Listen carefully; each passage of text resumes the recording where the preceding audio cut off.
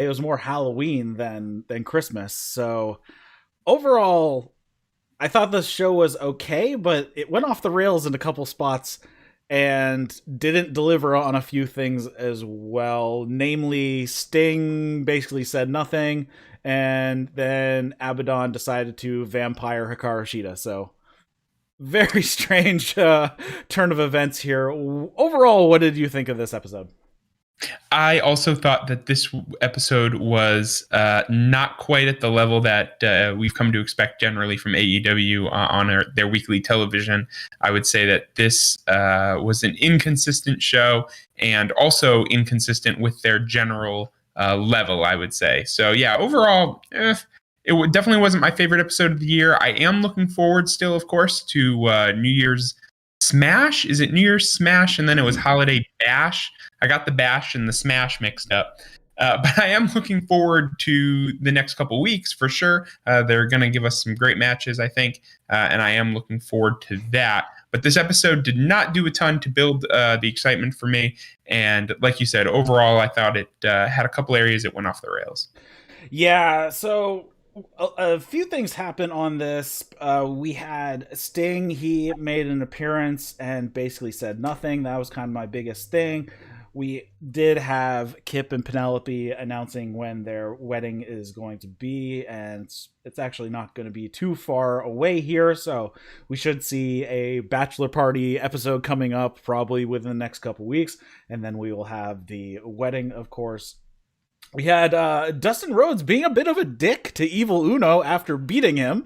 So that was an interesting turn. And like I said, we had Abaddon basically vampiring Hikaru Shida, biting her, and blood everywhere. It was little off the rails here. So let's get into the show. You are watching and listening to the AEW post show on That's Wrestling. If you have any comments, questions, feedback, you can leave those in the comment section down below, or you can send email to eric@thatswrestling.com. You can also follow us on Twitter. That's Wrestling1 with the number 1 at the end. Also, if you're listening to this as a podcast, head over to the YouTube channel because we do this show live, or if you want Twitch, because you prefer that platform, we do it live on Twitch as well. So the link to both channels are in the show notes, and you can join us live if you'd like for those. Also, there's a Discord you can come hang out with. The link is in the show notes as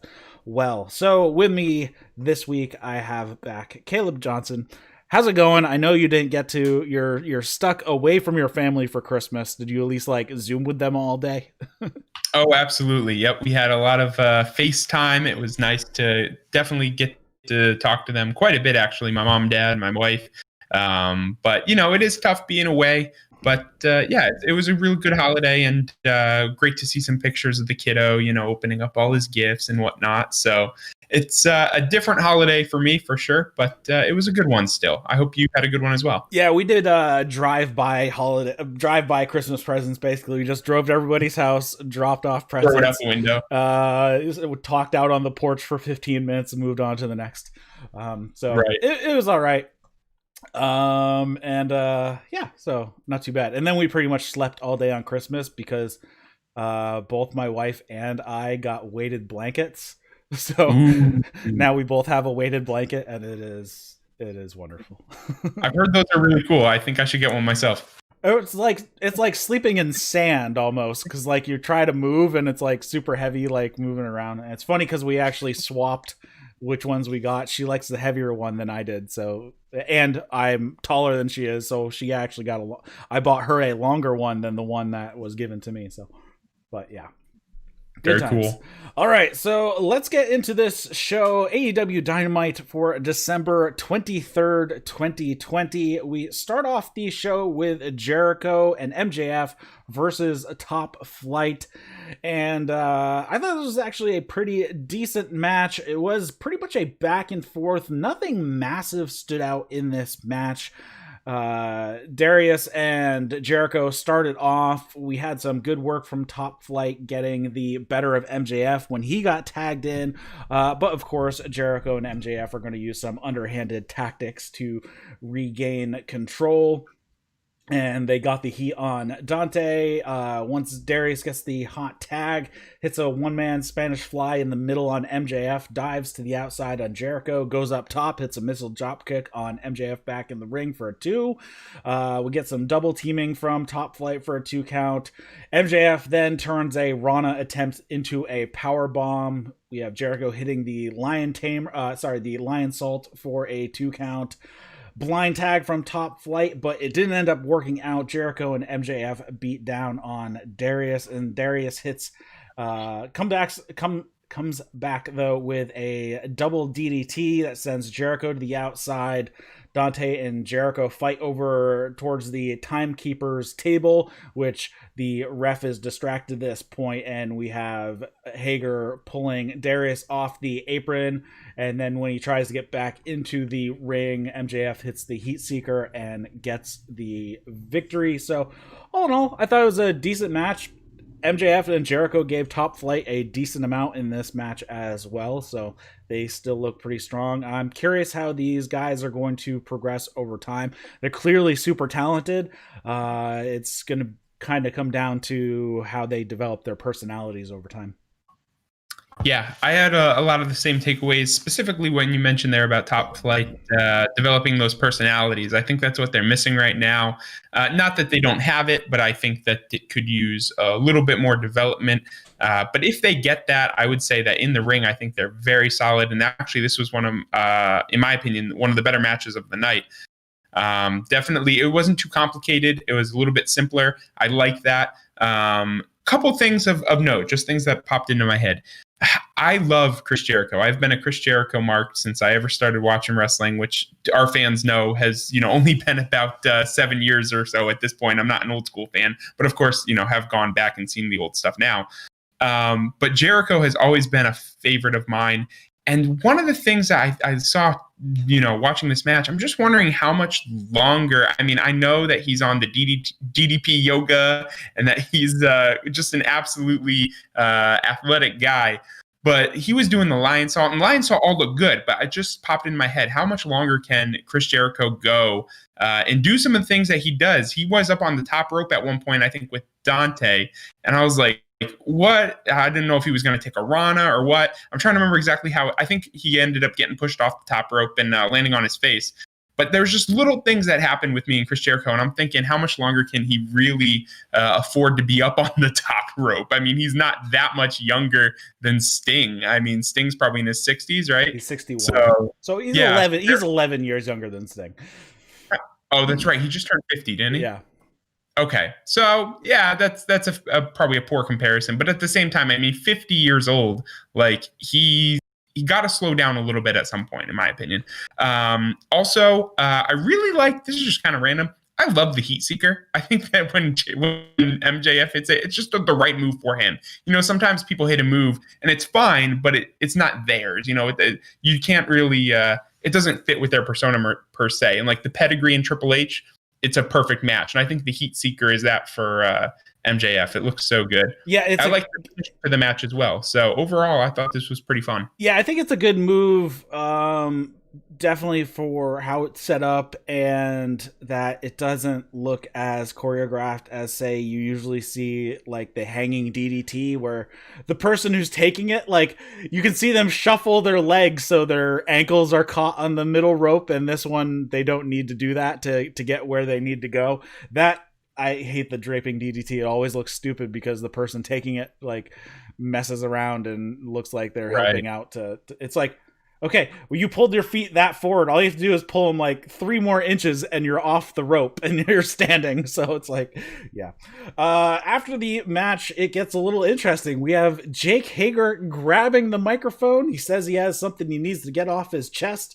And he says that the Inner Circle has been winning because everybody's been doing their job except one person. Where is Wardlow? Oh, that's right. He has family business. Basically, in the end, he says that he talked to Tony Khan. Next week, it's going to be Hager versus Wardlow.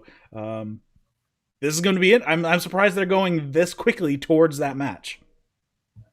I didn't think I was quite as surprised because I think it's something that they've had, hints at for a long time. And really only recently did they really acknowledge it when they had a segment with the Inner Circle about 2 weeks ago. And Hager was like, why does this guy keep staring at me? Like, what's his problem? But I think they've been teasing it for long enough that, a perceptive fan can see that this has been boiling for a little bit now. I guess I was surprised a little bit, but I don't think that it's without warrant. I think that it's definitely been, it feels deserved now, especially with Wardlow having been absent. I can see why Jake Hager, in kayfabe would say, where is he? Why isn't he pulling his own weight here? So not too surprised, and I'm actually looking forward to it because I am a big fan of Wardlow, and obviously Hager can go as well. So I'm interested to see that match. Yeah, I'm looking forward to the match. I'm just surprised they went so quick, but they've been moving this storyline a lot faster than I thought they were going to. But this could be kind of the roundabout way of pushing the Hager Wardlow storyline and then pulling back on the Jericho MJF conflict. And this is how they extend out that conflict while they have Hager and Wardlow kind of taking up the reins for a little bit. I guess that makes sense. Yeah, I definitely think so. Maybe they're trying to pull that back. And I also think, I don't know why, but I just get the little feeling that perhaps there's something we don't know about behind the scenes, maybe changes to their storylines. Maybe we'll look back in a year or two and say, oh, I can see why they went this way because they had further plans for someone involved in the storyline. Maybe they've got another plan for Wardlow, for MJF, for Jericho. They've got something going on in the future, and maybe they're, for some reason, they need to hurry it along a little bit the way that their pay-per-views work out. Because you also have to remember AEW having 4 pay-per-views a year. It's not like every month they can reset like WWE. Their storytelling has been naturally a little bit more long form, and if you want to keep some of those big twists, big turns, all the shenanigans, you want that to happen at a pay-per-view, then sometimes you need to speed up or slow down, I think, a storyline in order for it to have some natural start and end points. So maybe there's something in the future or in the works that requires this to go a little faster. Yeah, I'm curious how it's all going to play out and where everybody lands. I'm sure we're going to have kind of a babyface group and then a heel group coming out of this faction at some point. How that looks, I figured the most likely way for it to look would be Sammy, Jericho, and Wardlow as faces, and then the rest of the team as heels. So I guess we'll see how that plays out.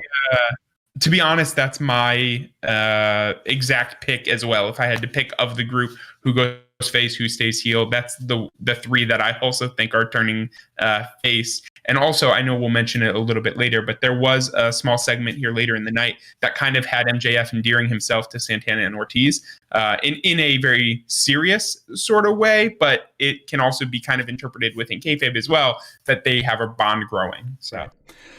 Next up, we had an Acclaim music video. It's basically just a rap dissing the Bucks. I didn't write down this one. It was okay, but this gimmick is already gnawing on me.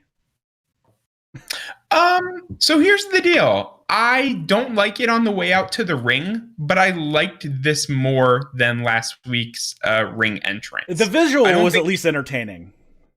Right. The video was entertaining. The lyrics were pretty funny.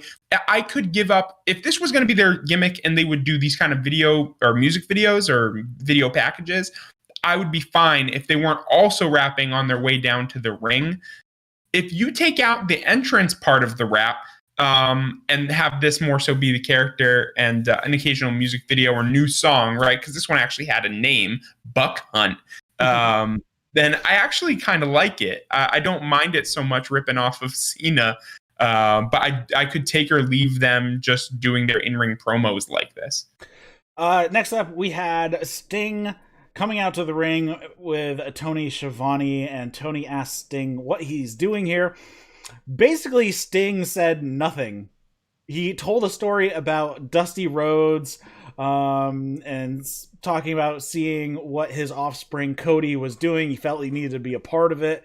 Team Taz interrupts before he really says anything of importance, and Taz says he's sick of Sting sticking his nose in their business. Ricky Starks basically says Sting can't survive in this jungle, and then Taz says they're gonna beat up Sting right now. Lights go out. Darby shows up in the ring when the lights come back on. Team Taz decides, hey, well, this guy's got a bat, you got a skateboard, we're going to live to fight another day, and they retreat. Taz says that it's going to be January 6th, Darby versus Cage for the TNT Championship, and Cage is just chomping at the bit right now. He says, why do we want to wait? I'm ready now. And Team Taz has to hold him back and usher him down the tunnel.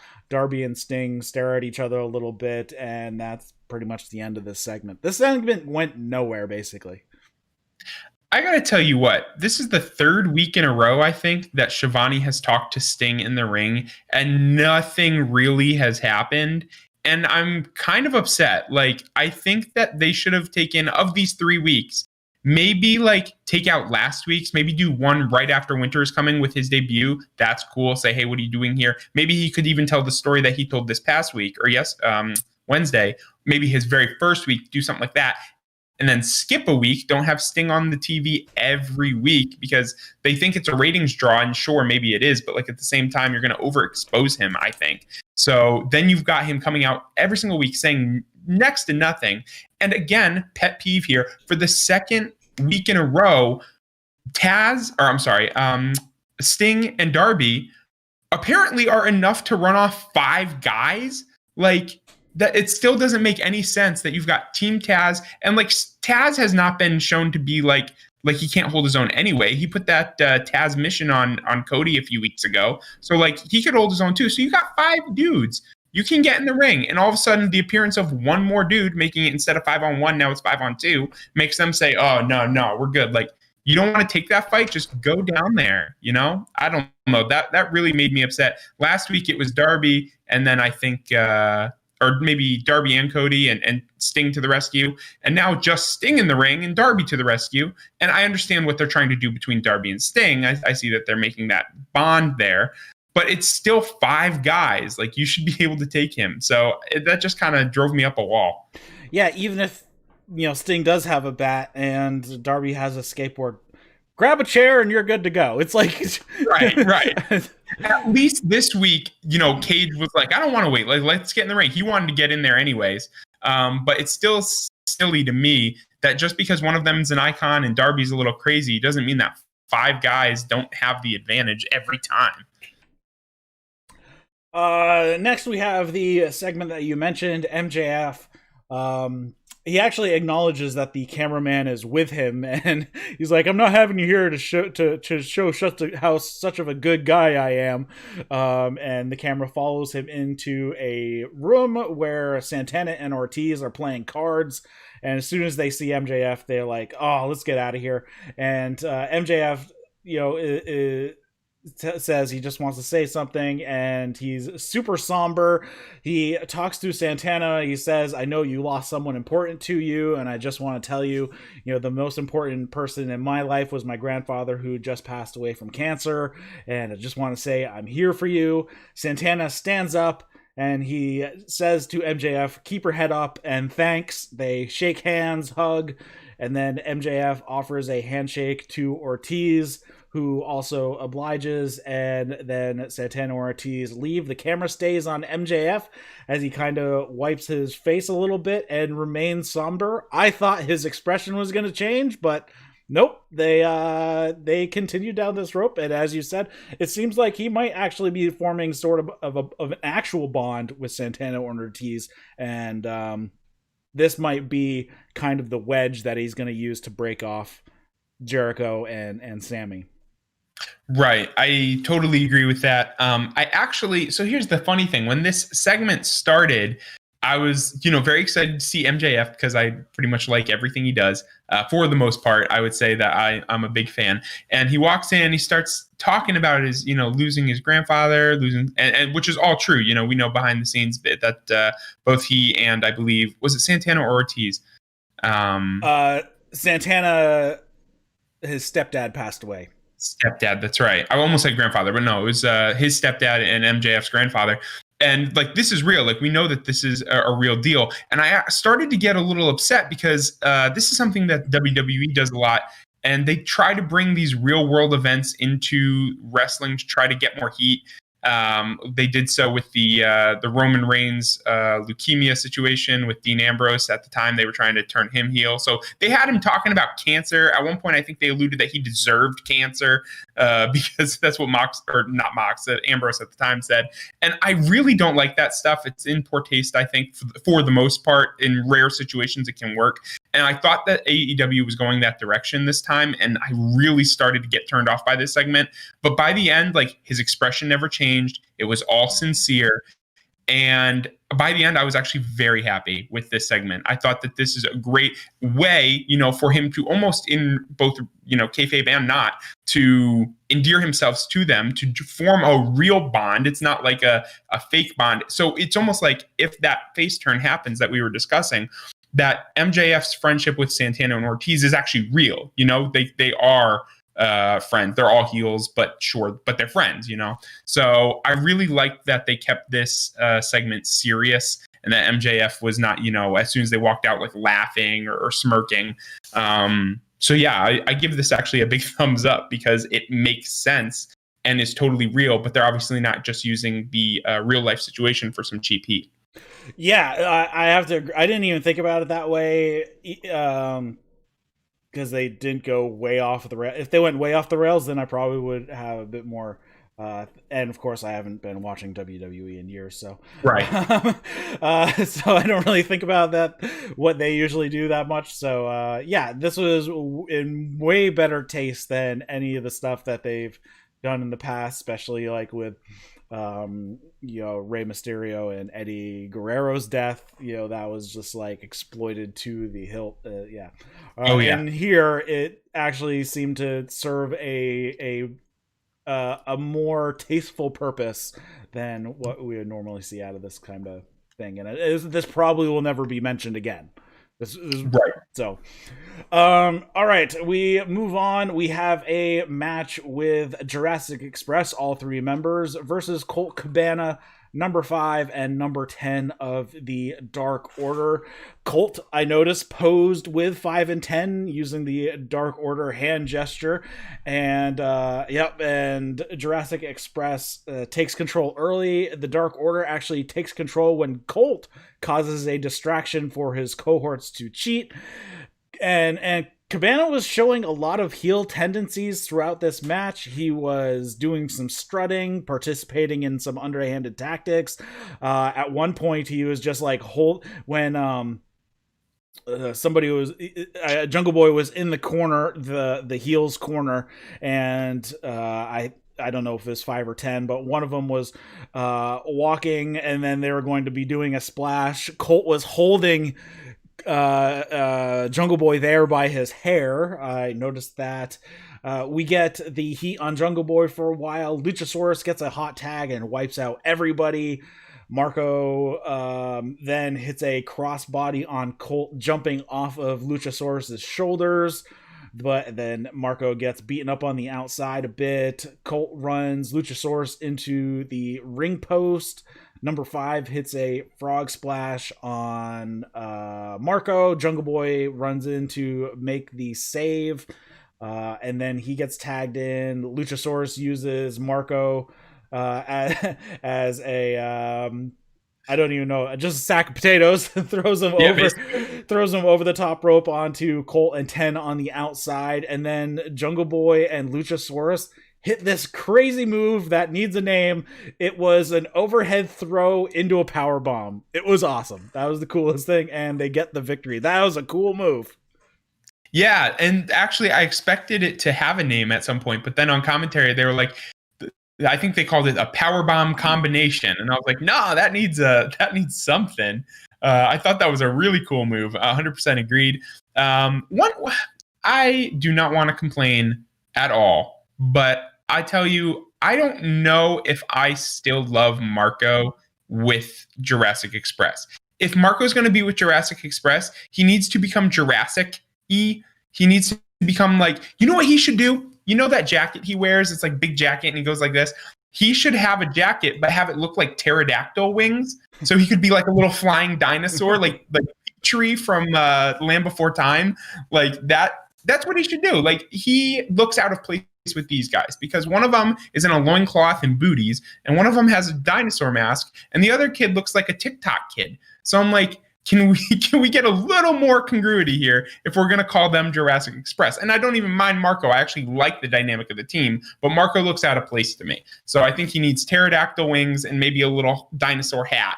And I think he could totally make that work. I thought that'd be funny. But yeah, fun match overall, a cool finish, and obviously just building up Jurassic Express for their match with FTR. This was probably the most predictable match of the night. If you're, want to talk about results, it was clear that they were going to be winning this, but they obviously need to have a little flex here if they're going to go up against debatably one of the best tag teams in the world. Then we really need to see that, and the former champs. Then we need to see a little bit of a show of strength from them. And yeah, a good performance overall. I like the sack of potatoes spot. That's good too. They didn't really catch him too much. I'm also not worried too much about Marco because he weighs, what little he does. He's probably not crashing too hard. He seems like a human bouncy ball. So yeah, fun match.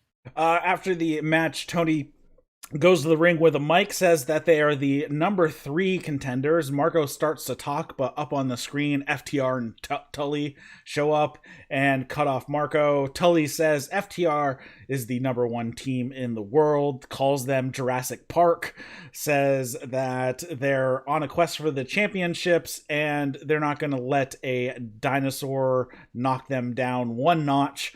On January 6th, if Marco, you decide to stick your nose where it doesn't belong, I might have a flashback to the 80s. and that was it. So, setting up the match January 6th, Jurassic Express versus FTR. That should be actually an interesting one. I'm curious how far they go keeping Jurassic Express strong. I totally agree. This is one of the matches that I'm looking forward to most in the next couple of weeks, especially because we have not seen. And here's an example of less usage really being made used correctly. FTR has not wrestled, to my knowledge, on Dynamite, maybe on Dark, but definitely not on Dynamite, since they lost to the Young Bucks. They have had a presence. They have been on commentary a little bit. They came out at one point and they were, trash talking Jurassic Express. They have a video package. And I don't think that you need to overexpose your top players. I think that especially like Sting, again, just that because that's recently in my memory, he has not needed to be on TV every week for the past 3 weeks. And he's basically done nothing.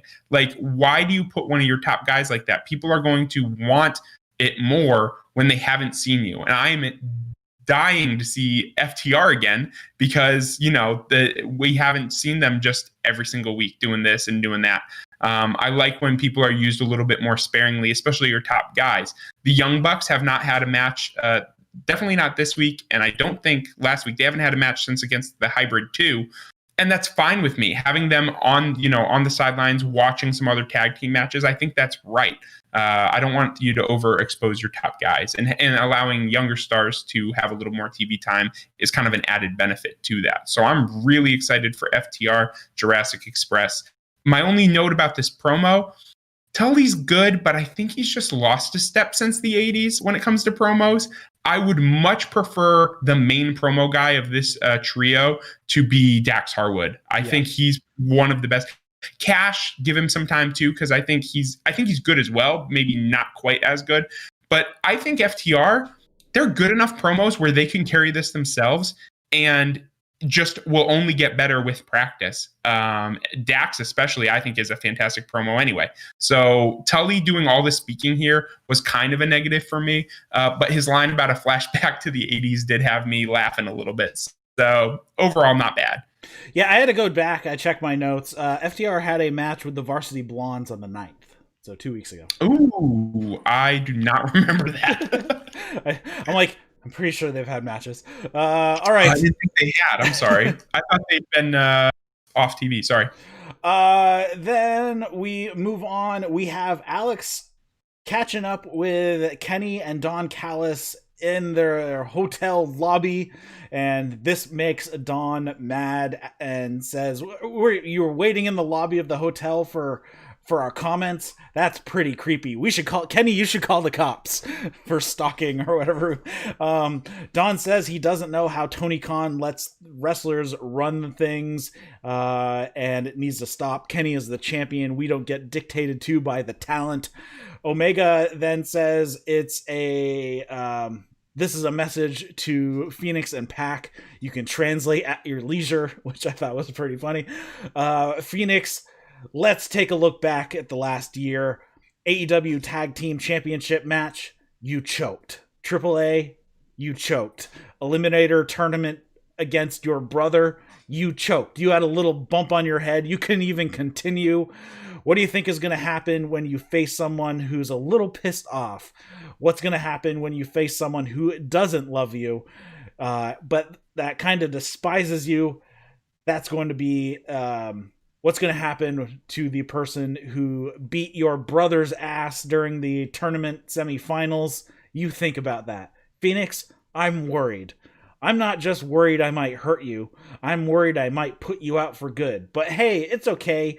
Even if I do put you out, I have some friends at Impact Wrestling. I think they'd be happy to take you back. You'd be happy to take him back, right, Mr. Callis? And Don says, Kenny, he's a little injury prone, a little fragile. I don't think we'll want him back. But you could always call Conan. And Kenny says, yeah, AAA, they'll take you back. And then he says, when the phone rings, people like me answer the call. You get hurt. I win titles, and that's how it ends. I thought this was great promo work from both these guys. Kenny is on fire at this point.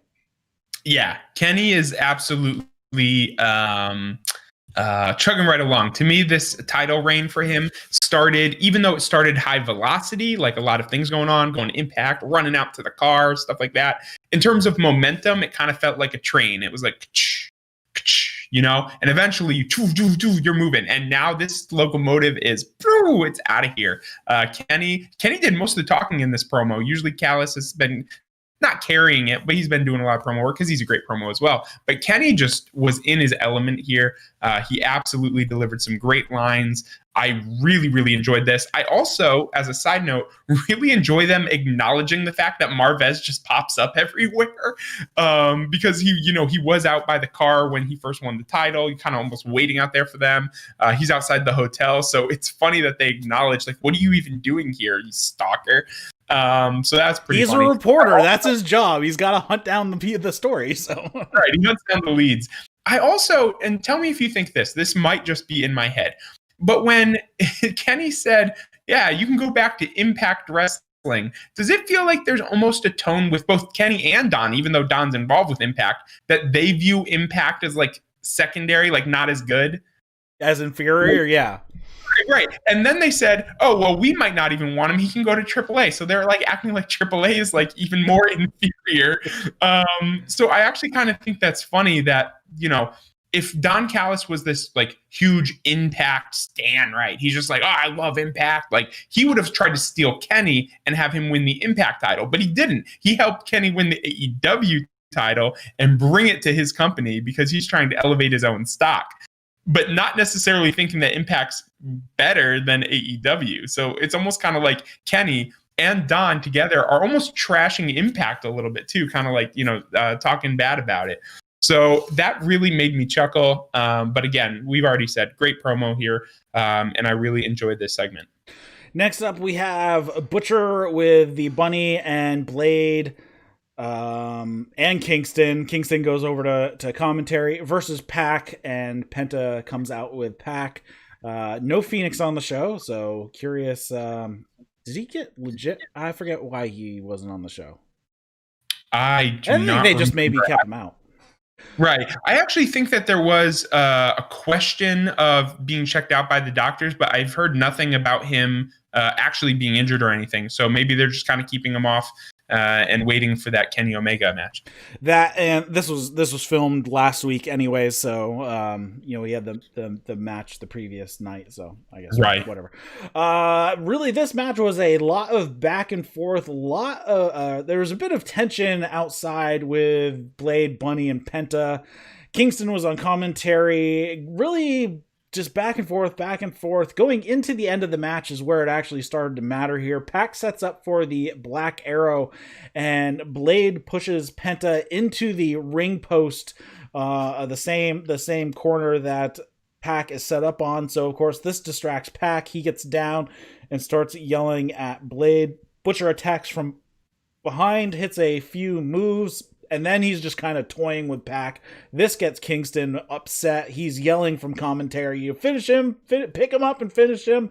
And until he finally just takes his headset off and he starts walking towards the ring. Out comes Lance Archer, and Kingston retreats behind the rest of commentary. Pac gives Butcher a roundhouse kick to the head, hits the Black Arrow, and gets the win. We have lots of stare downs from everybody. We have Lance Archer making his way into the ring. A little stare down from Pac and Lance, but no contact at this point. I hated the end of this match. It like Pac just looked like an idiot for being distracted by what was happening on the outside when he had the match won, basically. Right. That was a little weird. And especially even stranger to me was Eddie Kingston attempting to get the Butcher to, finish him, like end the match.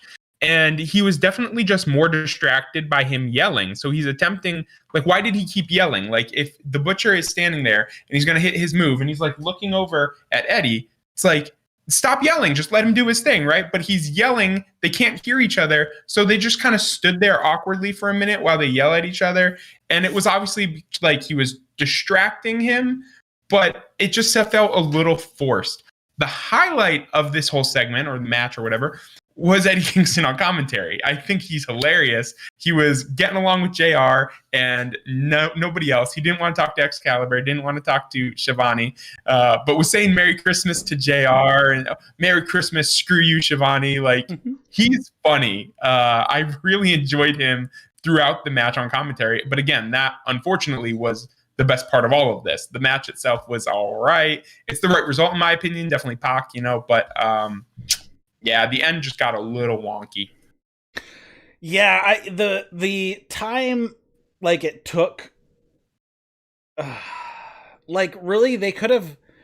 It might have worked better if, however, they caused Pac to have to get down from the corner. It would have been better if it was some sort of getting knocked into Pac and knocking him off. That would have been way better than him just willingly getting down. That was kind of dumb. And then the second was Kingston taking so long to take off the headset and move down to the ring. It would have been better if like he saw the Butcher getting the upper hand. He's like, "All right, I'm going to go support my boy." And then he starts, and then Lance Archer comes out at that point. That would have made way more sense, and kind of just that delay in there just did not do it for me, and it just didn't work. Yep, it was a little weird. I think some missed timing cues as well. It's possible that Archer was supposed to come out a little sooner, so Eddie stood up and then had to kind of wait for him to get ready to come down the tunnel. So I don't really know what happened there, but it definitely felt disjointed. Next up, we just have a quick backstage video of Jade Cargill. She says, "Go figure that as soon as I show up to AEW, you pop up pregnant," referring to Brandy, of course. "But don't worry, your duties in AEW will be 100% taken care of while you're out." She says that Shaq called out Cody, now I'm calling you out, Brandy. So what's next? You guys better find a worthy opponent for me, for my time, because I'm tired of this shit. Time is ticking. This was pretty awful. I'll tell you what. I thought the content of the promo, the actual lines, I thought it kind of goes along with her character. She seems to present herself as this like total package. Very, she was having her hair done in the thing. She kind of had her stylist like move aside. I think that the tone, because sometimes people use weird language in a promo and you're like, that just seems too written. It doesn't seem natural. But it seems like that is her character. It's very polished. Like you even notice like her ring gear, her attire is always very like chic. It's not torn. It's not like I'm going to go out there and fight. It's almost like a model kind of sort of thing. So I see the content of the promo, but her delivery literally sounds like she's reading a speech. Like, her delivery is very bad. And I actually didn't really quite make that connection until this promo, because her first promo she did with Cody made me like, I was like, what is this about her cadence? Like, I don't understand what it is. But really, this time I realized this is what someone who is like reading a document or a speech, this is how they speak. And she's like, but don't worry, I will do, like, it's like she's just reading and pausing for effect, like you were delivering some sort of like a, what do you call it? Like an audio book almost. So this feels really like, as she speaks, you're like, why does this not feel natural, right? Why does it feel like something totally different? Because we're used to, in media, we're used to pro wrestling or movies where people know their lines, or sometimes in wrestling are coming up with it on the fly. So it feels kind of smooth. And her delivery and the way she speaks just makes it feel completely fake. I don't mind the content, but she needs some work here.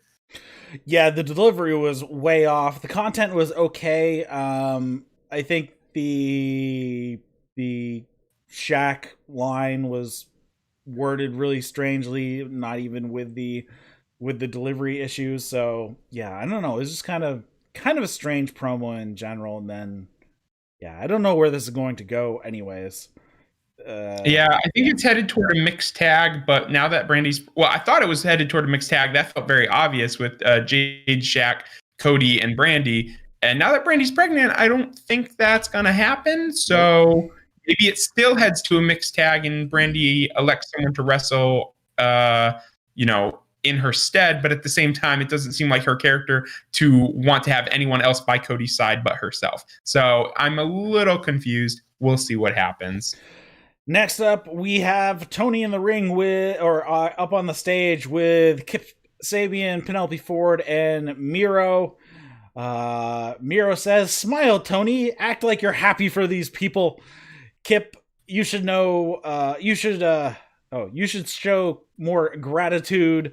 And says this is going to be the first wrestling wedding on TNT.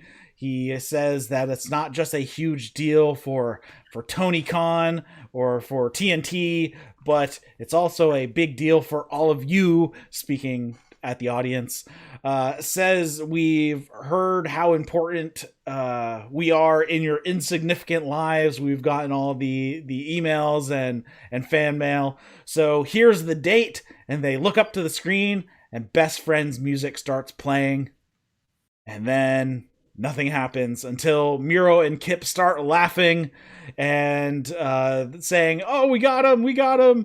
And then they say, "Let's show him what really happened." They show a video up on the screen, and it's Trent getting loaded into an ambulance, and Chucky T and Orange Cassidy go with him. And Kip says, "Oh, it's a shame that the Best Friends and Orange Cassidy couldn't be here." And then they announce that their wedding is going to be on the beach, February 3rd, beach break. And Kip says that it will be a moment that defines this company. And JR says, "Well, there you have it. February 3rd on the beach. This is going to be a train wreck. Just a train wreck."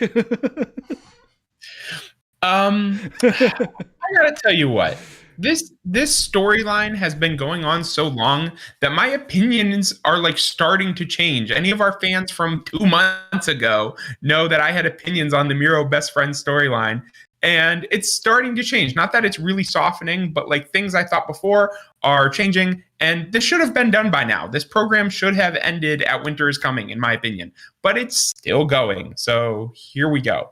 So my opinions on this are, I know I've said that Miro is wasted in a video game storyline / role with Kip and Penelope, and I still agree with that. But he's just too charismatic and too funny and too handsome, and I like him. I like him a lot. And if this is what they're gonna do with him for a little while, then fine. His Versace sweaters and his just humor and, "Oh, they're getting married," like, he's just too personable. So I'm starting to soften on him because he's humorous. He really is. So I'm starting to enjoy it a little bit more. I think that the wedding will probably be the big culmination here, perhaps, of everything. But then again, it's not a match. It's just an event for, best friends to potentially spoil. So who knows how long this is going to continue. But if this is what they're set on and it's going to continue, make it funny, make it humorous. And I didn't mind this at all, actually. Well, now I'm curious how this is going to go, because I think Trent is legitimately injured with torn pec, and he's probably going to need surgery to repair that. So he's probably going to be out for a while, last I heard. So that sounds like it's actually a legit injury. So I guess we will see. It's been conflicting if it's kayfabe or not, but it sounds like it might actually be a legit injury. So we'll see if it's going to end up just kind of being Chucky T and Orange Cassidy that pick up the reins. If Trent can't do anything, or he can show up, he just won't be able to get physical, I guess. Right. I don't even mind that pairing, to be honest, as a tag team. That sounds pretty good. I know, that sounds hilarious. I'm looking forward to that. As far as Miro goes, like his delivery in this he was just like so over the top and excited. And then when at the end, when Kip and Penelope were like making out, he's there in the background, like smiling and like putting up his hands. It was hilarious. It is. He's like trying to photobomb him on purpose. It was great. Yeah. I mean, I don't think that this is what he should have done, but if it's what they're going to have him do, fine. You know what? And he has done that his whole career, honestly, has tried to make the best out of a weird sort of situation. Like when he was in the League of Nations in WWE, I don't even know if you remember that or know of it, not being a WWE guy, but he was in a stable with, I believe, King Barrett and Sheamus, and it was a whole bunch of like everyone, literally the gimmick was, we are our nationality, Bulgarian and Irish and whatever. But Miro was the best part easily. Like he's just charismatic. He's always given whatever he's given, he makes, chicken crap into chicken salad. So I like it. He's winning me over just based on his charisma alone. Yeah, and we'll see how the relationship between he and Kip Sabian goes over time.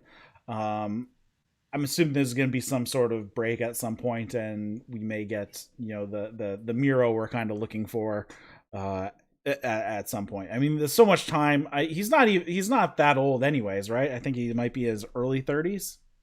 Yeah, I don't think he is that old at all. I can double check it real quick. Yeah. So when do you snag that? Let me know. But next up, we had Dustin Rhodes versus Evil Uno, and I have to correct the correction because I was correct the first time. That him being 7 was WCW, not Impact. That I later corrected it to. Now I'm correcting it back. It was WCW. I was right the first time, and I did. I let somebody's recollection on a different podcast saying that it was Impact sway me because I thought they would be more knowledgeable than me on the subject. And then later, no, it was WCW the whole time. So I was correct the first time. That's funny. I noticed that as well. I remember you popped into my head at that point. Also, just a quick change on Miro's age. Miro is 36. Oh, interesting. Yeah. So now's the time. To the moon. Yeah. All right. So Dustin versus Evil Uno. Uno punched Dustin right as he stepped into the ring. They fight around the outside and then back into the ring. Dustin fires back. The match just goes back and forth. Dustin hits a code red and a crossbody for a 2 count. Uno hits a pile driver for a 2 count. And then I wrote this is one of those matches that really stood out to me. The formula of AEW matches where nothing really matters until they come back from the commercial break. Yes. Every match seems to go this route, and they really need to break this formula because it is not good. But this match has just stood out like more than any of the other matches. So we have Dustin hitting a running bulldog shortly after this and getting the pin.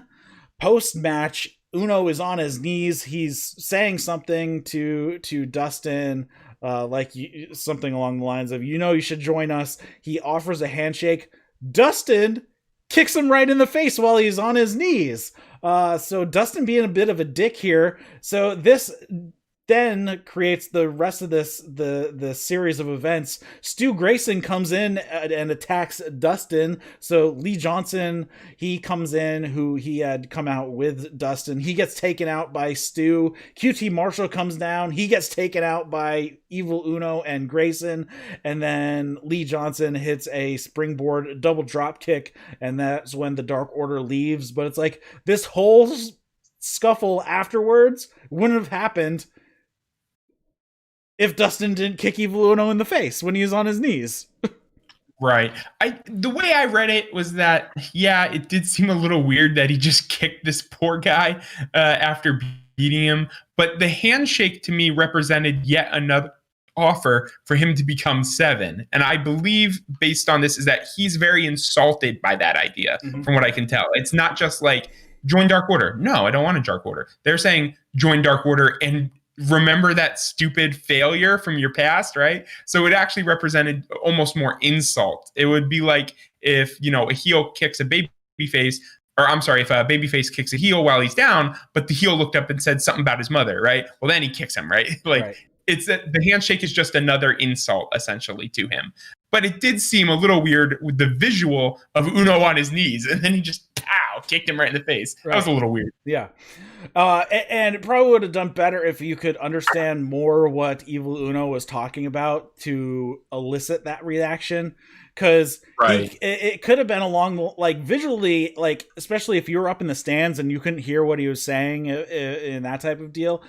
The dude's kneeling. He's offering a handshake. It's looking like he's saying, you're the better man. I'll leave you alone. Let's split ways here. Right. And that's it. And this just makes Dustin look like a dick for kicking him in the face when the dude's offering him a handshake while he's on his knees. So yeah. Next up, we have Tony Schiavone. He's sitting down with Shawn Spears, and Tony says, I'm not sure why you wanted me here, but the floor is yours. Spears says, why do you leave the industry for 15 years, Tony? And then Tony says, well, I was burned out. And Spears says, you're exactly the guy I want sitting here. I bet on myself. I left New York, but the grass isn't always greener. You can change the 3 letters, but still the glass ceiling is the same, at least for me. He tosses the glove away, says, I never needed that. I have more talent than 95% of the roster, or really any roster on this planet. I look better, I work better, I talk better. If anything, it's management.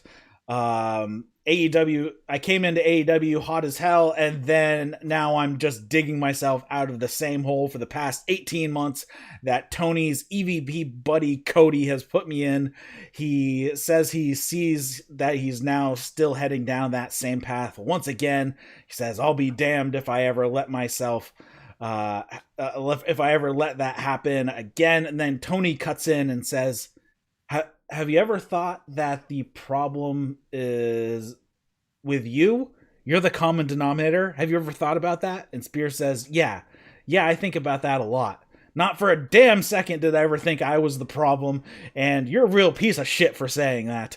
Who the hell do you think you are? I could work anywhere else, and I could work anywhere else in the world, and why am I wasting my time with people like you? You tell Tony and all the EVP executive vice pricks that I'll be back if I feel like it. And as of today, his profile has been removed from AEW's website, and he has turned off his Twitter. Really? That part I didn't know. So Likens in the chat has speculated maybe he's going to show up on Impact. Ooh, yes, absolutely. A medium-sized fish in a slightly smaller pond will go a long way for Mr. Spears, 100%. Overall, I thought this was really good delivery. Say again? I thought this was really good delivery from Shawn Spears. Yeah, I was actually just about to say, this is one of the better things that I've seen Shawn Spears do in a while. I really enjoyed this. I also enjoy AEW, interviewers. They always ask a question that like people want to know the answer to. You know, they don't ask stupid questions. They just say, yeah, hey, did you ever think about you being the problem here? You feel like you're in the same exact role you we're in New York, so maybe this is all you, the common denominator. I thought that was a great question.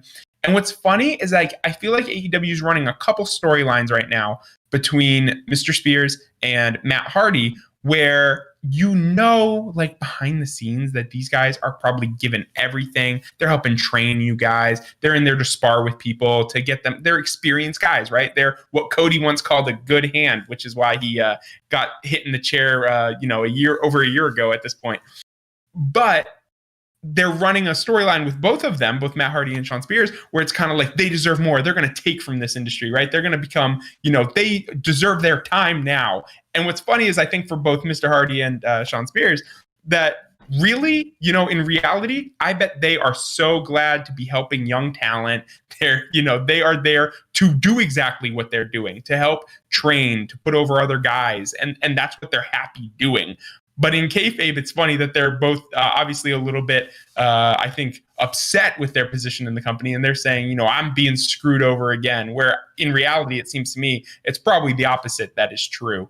But I did like this delivery. I thought the promo was great. And Impact, I hadn't even thought about it. I think that's very, very cool. If he comes out and, starts to work around kind of the mid-card to, just under main event scene, maybe if he's in a number one contenders match, stuff like that, I would love that. Yeah, good observation about Hardy as well. And I think both of the characters that they are doing work well to help elevate younger talent too, especially when they get beaten by them, because everybody wants to see somebody kick Matt Hardy's ass or Shawn Spears' ass. So anybody who does that, like, it's an instant like feather in their cap when they do that, because they're just kind of those type of heels that's you just want to see them shut up. Right. So next up we have really quickly, Dasha is with Hikaru Shida. She asks about Abaddon terrorizing her. Shida says 2 words and then Abaddon attacks her, but they're separated quickly and Shida is sent out to the ring. So she was like Dasha was interviewing Shida right before she was about to head down the tunnel. When she comes out on the stage, she's a bit distracted, a bit pissed off. And she goes into the match. It's Hikaru Shida versus Alex Garcia, or Gracia, I think they were saying. Great. Oh yeah, so I think the R and A were switched around. So Gracia, Shida beats on Alex for a while, and then Alex fakes being out when Shida is trying to pick her up, and when she tries to pick her up a third time, she attempts a cradle for a 2 count. She hits a couple of power moves, but then Shida comes back, hits a rising knee on Gracia, who is draped over the apron, and then this is when Abaddon is shown in the front row, and Shida attacks her and starts beating the crap out of her, but she's mindful of the count that's going on in the ring, so she runs back into the ring, takes out Gracia with a Falcon Arrow, gets the victory, and then grabs the kendo stick and walks over to Abaddon, who is laid up against the barricade, and she just kind of pokes her with it, and then Abaddon stands up and they throw hands, and then Abaddon bites Shida on the neck, and there's blood everywhere, and Abaddon takes her leave while Shida is kind of drops to the floor and is kind of sitting against the barricade with blood running down her neck and down her chest. Right. Yeah, you know what? Gracia actually looked kind of cool. I don't know if she's been on Dark, but I think that she could be a potentially good addition. She didn't seem like she had a ton of experience, but this match also didn't really go too long. It didn't really allow her as much. It wasn't her role in the match to take a lot of it. So I understand. I think that she looked good for what I saw in the match. The cradle was actually kind of a unique spot. I thought that was, hey, maybe she's more of an intellectual competitor, really thinking about the match and her opportunities. I thought that was good. The right result. I actually thought that they were going for a count out. I thought they were going to do it because I noticed she was out there a little long with Abaddon. And she, like you said, was very mindful to get back in and actually win the match. But I wouldn't have even minded in this case a count out. I know AEW is very, very averse to doing any sort of disqualification or count out. But I thought that in this case, 1 in a million, it would have worked all right. here's my other thing I just want to mention, and this is not quite as related. But when it comes to characters like Abaddon, I've been on Twitter a lot recently, just kind of scrolling, looking, and obviously I follow a lot of wrestlers and whatnot. And I want to get your opinion on this because Abaddon was on Twitter just the other day, and she was, I don't know, she was talking about like something totally different, like how like body shaming, I think it was the topic. And she was saying that she'd had some hate mail and people saying she's not fit. And she's like, why do we still body shame in 2020 and this and that? And I'm like, didn't you just like try to kill someone on TV? weren't you like, you know what I mean? Like, I feel like social media is this place where kayfabe goes to die. And some wrestlers, and I'm going to, again, draw a WWE comparison, but Bayley, for instance, over on SmackDown, her Twitter usage is perfect. She's absolutely a completely rude and terrible to people on there. Kevin Owens, when he was heel, was kind of similar, though he often posted pictures with his kids. But in this case, I was like, you just tried to eat someone, and now you're on Twitter talking about, which, again, body shaming, bad, for sure. But, like, why is this? That'd be like Undertaker getting on Twitter and talking about, you know, fair pay for everyone or something. I don't know, just making up examples. And I'm like, this does not jive for me. If you have a character like this, I don't want to see you talking on social media about, you know, political topics or just anything, you know, happy birthday, Sue, you know, it doesn't make any sense. Yeah, this is always, so my stance has been for quite some time now with wrestlers using social media is that they have an account for their character and then they have an account for them, the actual person. So in Bayley's case, she'd have a Bayley account and then she'd have a Pamela, I forget her last name, account. Right. So we would assume Pamela has the regular account where she talks about or daily what she actually thinks. And then Bayley's account, if you follow Bayley, then that's a character and then you're following the actual character. I mean, there's all types of fictional characters on Twitter that you could follow in different TV shows and stuff like that as well. And then obviously the actor playing them has their own Twitter account and does whatever they do as themselves. So that's always been obviously this is going to be difficult for people who use their real name as their wrestling name as well, how they decide to separate that out. But that has always been have an account for the character and have an account for the person. And then you kind of get these things and then you can decide. Was that as I scrolled, the username said Abaddon. Mm-hmm. And I was like, oh, Abaddon, what did Abaddon say? And she was just talking about something totally different. Right. You're right. Exactly. So that's kind of the thing. It's like there's the disconnect is kind of there. But of course, not to harp on that, but it just kind of got me thinking this afternoon. I was just like, I wish that we could maintain a little bit more of you know, storyline here. Yeah, well, of course, wrestling's one of the kind of the unique things for all kind of theatrical performances where it bleeds out into the rest of the world. Whereas if somebody's acting in a play, you don't expect the person who's acting to be the character on social media, you know, stuff like that. So. Right. And also, if you see someone acting in a play, you probably don't go looking for them on Twitter, like the character, right? If I went and saw Hamilton, I'm not going to be like George Washington, right? Like, I'm not going to do that. I'm going to say, hey, who played that guy? He seems like a cool dude. But you're right. In wrestling, you're going to say, hey, if they have a voice on social media, they're a character, right? What are they saying on social media? Right. So, yeah, it's just kind of one of those things. But as far as the character of Abaddon itself, like this one, I think we're getting a little off the rails here with her biting Shida, and there was a lot of blood. So whatever they used for blood packs, because she had her hand over her neck the whole time, so we never actually saw anything. But so obviously they used a pretty large amount of blood pack because it was just like running down her collarbone and down her chest. So yeah, a little over the top right there. Yeah, I agree. It kind of pulled me out. It's like, this is not really believable at this point. Yeah. So we'll see how they pull that back. Like, I've never had a problem with, say, Chris Statlander because that could easily be passed off as she's kind of crazy. Mhm. Whereas Abaddon has the full like makeup and presentation. It's like, I'm not sure how we can pass this off in a believable way that's tied to reality. I mean, this has Mhm. always been a thing with like Matt Hardy as well. I can easily believe Matt Hardy has split personality and this is what's happening.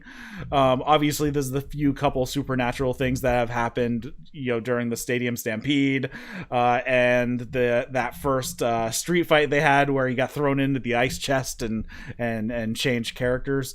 So that was a little over the top, but yeah, as far as him, it's like, okay, split personality. I can easily believe that, and we've never had is he doing it on purpose to mess with people, or is he really have the split personality? We've never really established that, but okay. Abaddon, Right. I am not sure how Abaddon fits on this planet. Yes. Right. My thing here is that like there has been a bit of a culture shift, obviously, since the Attitude Era, where like it's so cool to see Kane come out, get in the middle of the ring, flex, and summon fire, right? Or Undertaker, lightning bolts, zap. I don't know. Like you at that point, you're like, whoa, these guys are larger than life, right? These guys aren't just Sergeant Slaughter out there. He's an army guy who wrestles and headlocks people. Like these guys are supernatural, right? And there was something about something real magical about it at the time. And now in this current, day and age of internet and dirt sheets and all this, everyone knows secrets out. We can't even really, really pretend because it gets too unrealistic. But what we can do is think, hey, this might not be real, but this guy thinks so. He might be crazy, right? Even if he's not. Like one perfect example of this to me was Finn Balor, aka the Demon. When he came out there like that, he never really did anything crazy supernatural, but he brought with him such an extra intensity and moved all creepily. Like you were like, this guy, I don't think he's a real demon, right? But he might think he is. Like, and he really does seem to turn it on when he's wearing this makeup. His facial expressions, everything changed. It was like a little different aspect to his character. So that's what I'd like to see Abaddon do more of. And instead, they're wanting us to believe that like she's gouging chunks out of people's necks. Like, I don't believe that. Yeah. Next up, we had the main event of the evening. Well, they run down the card for the next couple weeks, so we'll talk about that afterwards. The Acclaimed versus the Young Bucks. And this is where Caster wraps his way down to the ring, as we already kind of discussed. It's already kind of old for me, and you're not a fan of it going to the ring, but music videos are okay. But yes, that's my take. Bucks in control early. They hit some classic double team moves that they do. Double baseball slide, drop kicks to the outside. Bowens is sent into the barricade, and then they hit risky business on the floor on Caster. We have the catapult into the kick, and then the double stomp on Bowens back in the ring for a 2 count. Caster grabs the leg of Matt when he's hitting the ropes, and then the Acclaim hit some double team on Matt. Nick gets a blind tag. He runs wild, face plants Bowens, does the flip dive on the Caster on the outside, and he goes up for a senton back in the ring, but Bowens gets his knees up, and then Caster drops Nick on the edge of the apron when he kind of rolled out, and we go into a commercial break. Throughout the commercial break, the Acclaim actually get the heat onto Nick, and Matt is the one that gets the hot tag. He goes crazy and 2 Northern Light suplexes, and then Matt puts the sharpshooter on Bowens. Caster punches Matt a few times. Matt does not let go, and he yells, "Is that all you got?" And then Nick pulls Caster out of the ring and puts a sharpshooter of his own on the floor. Bowens ends up getting to the ropes. We have the Bucks hitting a Doomsday Device on Bowens for 2. A short comeback from the Acclaim hitting a delayed suplex crossbody, which was very interesting. I believe it was Caster had one of the Bucks up in like the vertical suplex position, and Bowens came flying off the top rope to crossbody him from that position. That was actually pretty cool. I hadn't seen that before. Matt and Caster exchange strikes in the ring. Caster ducks a super kick. Nick then ends up hitting the ref with the super kick. So Mike Knox, was it Mike? It's Mike Knox, right? Rick Knox. Rick Knox. I'm thinking, oh crap, now I'm totally, I'll Google Mike Knox. Keep No, talking. not Mike Knox. Mike Chioda, Oh, for whatever reason.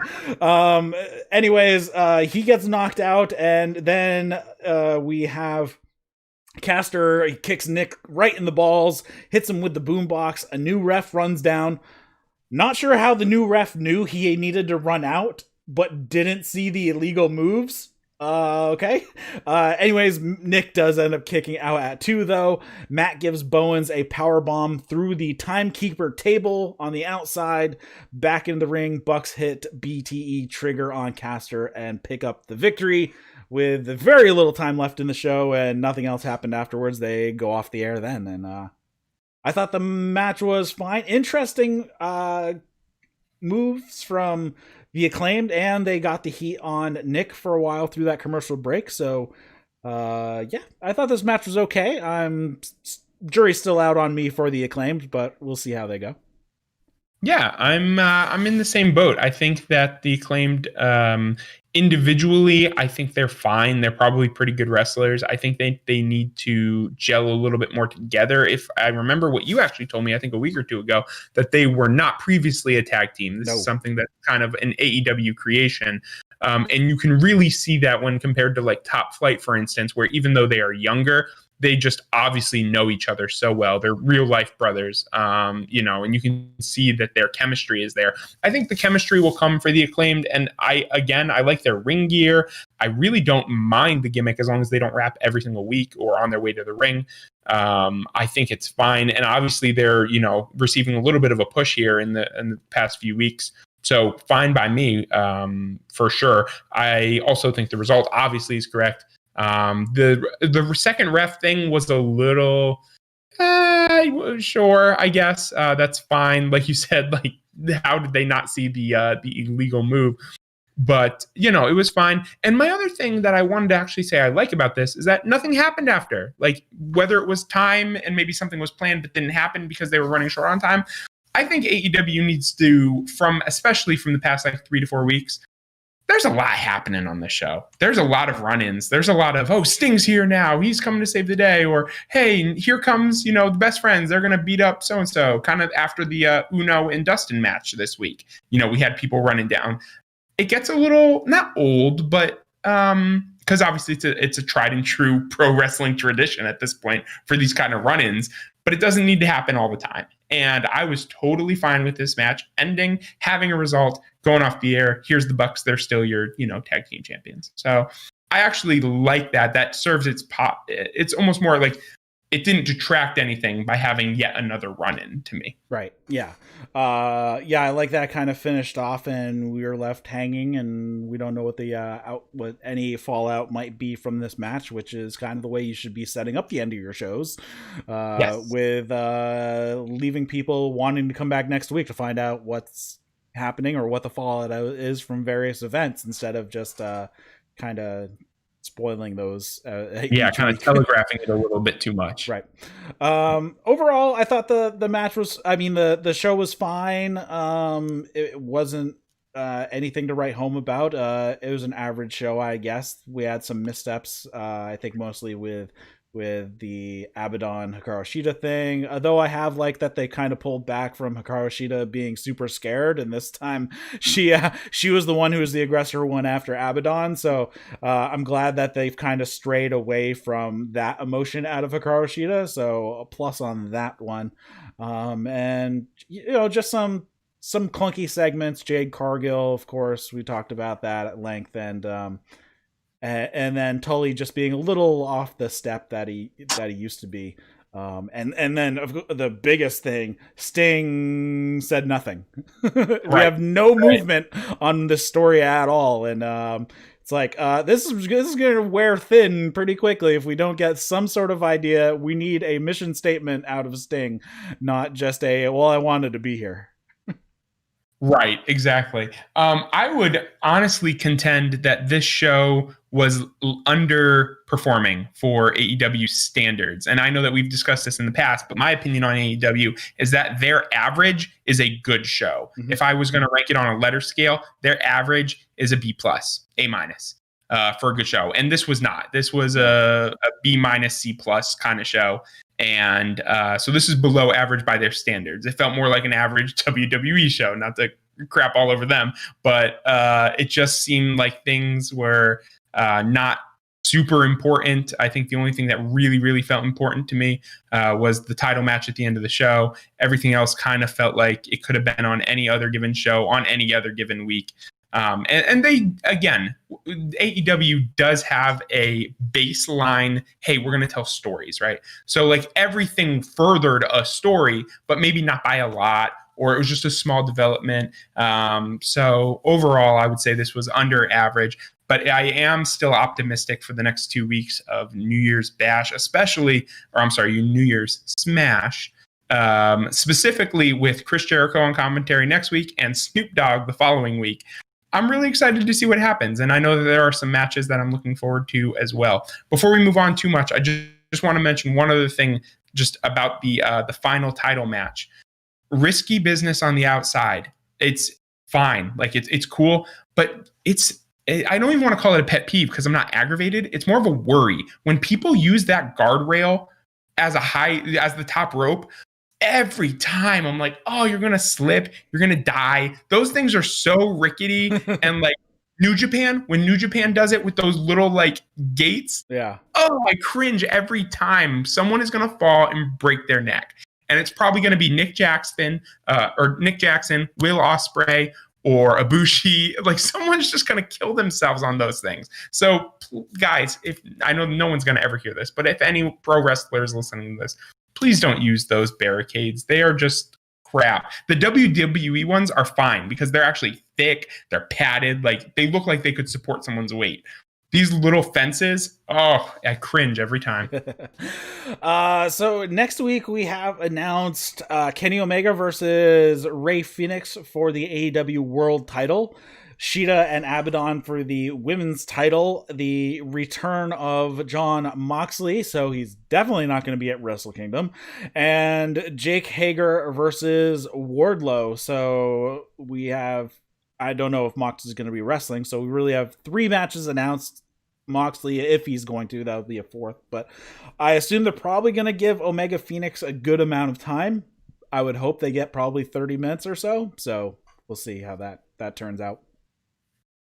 What is the date of Wrestle Kingdom exactly again? The 4th and 5th. That's what I thought.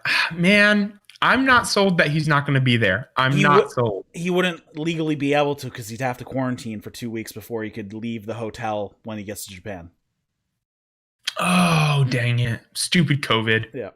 Man, this has ruined a lot of good surprises this year because I bet there would have been a lot more flying and a lot more of surprises. They might have even gone in the Kenta direction if not for COVID, having him, attack Moxley. I always thought that was the plan, but I guess not.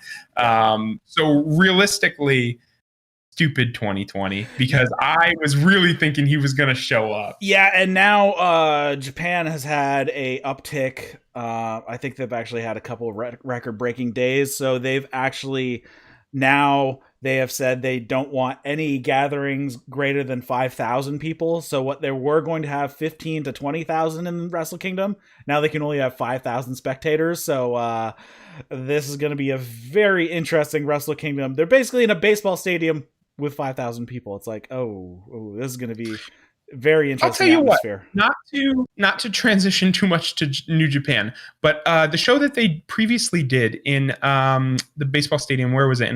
Was it Osaka? Jingu. Yes. That show was fine. I liked that. I thought it had a fine vibe to it. It's not Wrestle Kingdom like we know it, but it'll be okay. It'll be fine. And I'm going to wake up early, and I'm really excited for Wrestle Kingdom this year, actually. Yeah, I know. Yeah, well, I guess we'll see how that works out. But yeah, I'm excited for the matches on Wrestle Kingdom. So I guess we'll see how that works out. Also, we have for the 6th, we have Cody Rhodes will be facing Matt Sydal. Not sure the reasoning on that, just to have the match, I guess. And Darby Allin versus Brian Cage for the TNT Championship. So that will be on the 6th. So that's what we have so far. I'm sure we'll get the rest of the matches next week, but Yes, I absolutely agree, and I'm excited for it. Like I mentioned earlier, one thing I want to throw out there before we sign off, just a couple of small things that have been mentioned around the internet a little bit, and tangentially related to AEW. Have you seen Dark or anything from Dark this week? No. Okay, so what I'd like you to do at some point, and all of our listeners, if you haven't checked this out, there was a segment on Dark. It's probably within the first, I think, 20 minutes or so. I'm not sure if you've seen this, if you've not been watching Dark. I've only watched a little bit of it. But they're doing a little bit of a talk show with Britt Baker called The Waiting Room. The Waiting Room, yeah. You're talking about the promo with Christopher Daniels and Frankie Kazarian, yes. I'm guessing. I've heard about it. I haven't seen it. Oh, if you haven't seen this, they're starting a storyline, and it started on Dark here, so I'm sure it's going to carry over at some point soon. They did a promo here with, in Britt Baker's waiting room, and Daniels and Kaz came out. Kaz is upset with Daniels and says, every time we've lost a match here recently, it's you're losing it. You told me one time that if you ever lost that kind of drive into focus, I need to tell you. And, everything I've ever done, I've done for pro wrestling, and I don't feel the same kind of passion from you that I once did. You're my best friend. I know you better than anybody, and I want to see that drive. But he essentially kind of hints that he wants to break up with him because he says, I have allowed professional goals to come in the way of personal relationships. He says, and for that, I'm sorry, but I'm passionate. He said, everything I have, the roof over my kid's head, the food on his table, the clothes on my wife's back are all provided by professional wrestling. And he is like, Kaz is so good. I know we've talked about him good in the ring. He is so good on the stick. And basically, he, kind of has it out with Christopher Daniels. And Christopher Daniels says, I told myself that if I ever lost a step, you would tell me. And I know when to step away. And he kind of makes it look like he's going to retire. He starts to walk out. And Kaz changes his mind and grabs him and says, no, you don't. You're not allowed to do that. He says, you don't get to retire on your own terms. You retire on my terms, essentially. You're my best friend. So you really get the sense that they've known each other for so long. And even, in real life, I mean, they were best friends. They were best man at each other's weddings and whatnot. So the storyline coming out of it, essentially, is that they've decided they're going to remain a tag team. But the next time Christopher Daniels loses it for them, it's over. And he basically, Kaz says, if you're going to lose a match, then we're not teaming up ever again. So what I feel like is they're going to go on a hot streak and they're going to tear their way through the tag team division, possibly ending with a title match with the Bucks. Yeah. Whether they win it, whether they lose it, I don't know. But they are alluding to Christopher Daniels retiring probably pretty soon, which I think is fine. Like, for the past 30 years, he's been one of the best. So, I mean, he's had such a great career that if he hung it up now, it'd be fine. But I think they're going to do one last good run. And I'm so excited and the reason I bring all this up is because you and I talked about Kaz a week or two ago. Man, I am so excited. And if you've not seen this promo, it's incredible by everyone involved. And I was so disappointed it was on Dark. Yeah, the segment itself has been clipped out on YouTube, so you can just go straight to the YouTube channel. It's currently, as of recording this, it's the 5th video up on their page, so okay, just go straight to it. But yeah, it's going to be interesting how that plays out. Obviously, Daniels has a lot of miles on him. 30 years of wrestling. He turned 50 this year, and he is the head of talent for AEW, so it's not like he would be out a job or anything. Right. But obviously, stepping back is probably at this point. I'm sure he's made his bones, and he seems like a pretty smart guy who didn't blow all of his money like a lot of people. So right. I'm sure he's probably pretty well off and made some smart decisions in general outside of the ring. So. And I also, for some reason or another, I know this. I'm trying to remember why I know this. But Christopher Daniels is also a big comic book collector. And I have seen some of the comic books that he's purchased. So I think he's investing wisely. but not just in comic books, but in general. If that's his hobby, he has had, I've seen on, I think even his Instagram or maybe YouTube, I've seen some of his comic books. So I think he's doing all right. And like you said, he won't be out of a job. So I think if it is time and it's coming up soon, then, man, I'll miss Christopher Daniels. And if you have not seen this promo, please seek it out. All right, cool. Anything else you want to touch on before we wrap it up? I think I don't know what your schedule is like next week, but we'll talk about that. Yeah, we will talk a bit about it, but I think it'll be much closer back to normal. This Christmas was a little weird, but I think Thursday night we'll be right back at it. All right, cool. So thanks for watching and listening, everybody, to That's Wrestling. If you have any comments, questions, feedback, you can send those to Eric at that'swrestling.com. You can also find the RSS feed at that'swrestling.com as well if you can't find it in your podcast app, but you should be able to. Head over to the YouTube or Twitch because we do these shows live, so you can join us live. This show is obviously a very weird time because of Christmas and all that fun stuff, but we tend to do the AEW post show on Thursday evenings, and then New Japan is just all around, so stay tuned to the channel and you'll see when we schedule those shows. There is a link to a Discord as well. You can come hang out and chat with us there, and leave a review on your favorite podcast app of choice. It really helps us out in the search results. So also, That's Wrestling 1 on Twitter, if I didn't mention that, with the number 1 at the end, and I have not been looking at it. I don't know if Caleb has been doing anything with it. Not a ton lately. All right. I'll get to it. All right. So for Caleb Johnson, my name is Eric LaRoche, and you've been watching and listening to That's Wrestling. See you later, guys.